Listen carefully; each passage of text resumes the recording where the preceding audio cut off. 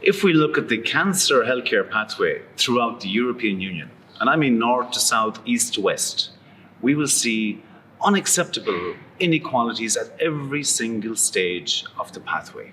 Whether it's prevention, to screening, early detection, diagnosis, treatment, post-treatment, palliative care, and psychosocial care, at every stage. And when we're reducing the risks of developing cancer, we're actually reducing the risks of developing other diseases, non-communicable diseases, as we call them, like cardiovascular disease or diabetes.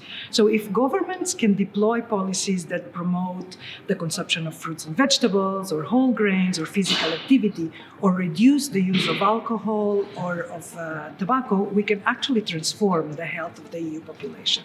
The other thing you mentioned was health inequalities, and there are huge inequalities in these areas too, related to the risk factors and to the diseases that they are associated with. And these inequalities are between member states, but also within member states. So let me give you an example related to obesity, the prevalence of obesity in adults and in children. This is very much different depending on the socio-economic groups that we're looking at. So lower socio-economic groups have higher levels of overweight and obesity.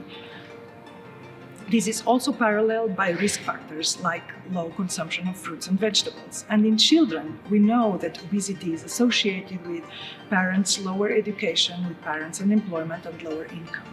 I also want to give you an example of a success story of how policies, well thought and sensitive to health inequalities, can help us addressing them. Industrial trans fatty acids, very simply put, cause cardiovascular disease. In Europe, we have established and introduced a limit to the use of these fats in our food.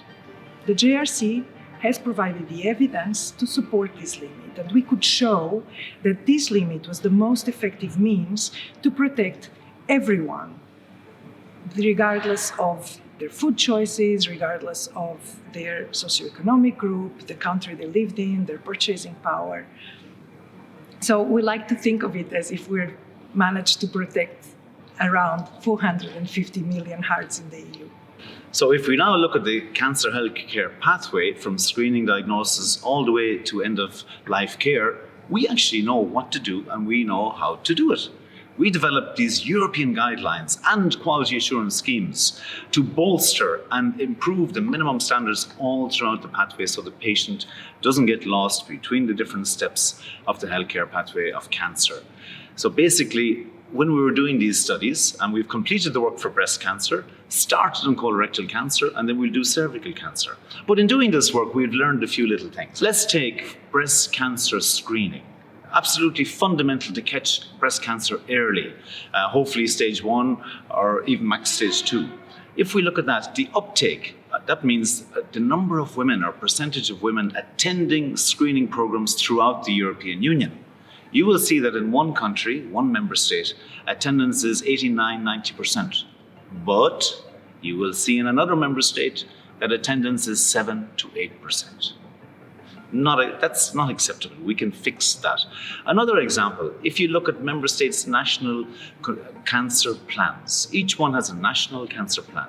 And we asked them about psychosocial support, an absolutely fundamental part of support to the patient in the healthcare pathway. They all majority expressed their wish that it's very important to have psychosocial support. But, and let's wait for it, if you look at all the plans, only one of the national cancer plans had everything in place, the recommendations, the indicators, the requirements, to make sure that patient or the patients received psychosocial support. The conclusion is patients are not receiving recommended care that exists, and we know how to implement it using quality assurance schemes. The JRC hosts the European Cancer Information System, ECIS, we call it. This system monitors and projects the cancer burden in Europe. We have over 30 million cases within ECIS, and with this data we can monitor geographical patterns, historical trends around incidence, mortality and survival of cancer in Europe. So today in the Joint Research Centre, in collaboration with the other Directors General of the European Commission, we have the Knowledge Gateway to show how to prevent or reduce the risk of cancer. We have the European Cancer Information System for monitoring and projecting the burden. We also have the European guidelines and the quality assurance schemes to ensure the healthcare pathway is protected and that we don't lose patients along the way. So this together has led to the formation of a knowledge centre on cancer. Now, this knowledge centre on cancer, what it will do is it will scientifically and technically align and coordinate activities in the Commission that are set up to tackle cancer. That means we will be collaborating across the board with environmental indicators. For example, take lung cancer and you map that against particulate matter 2.5 microns or radon. Pesticides, carcinogens, socio-economic factors, behavioral factors.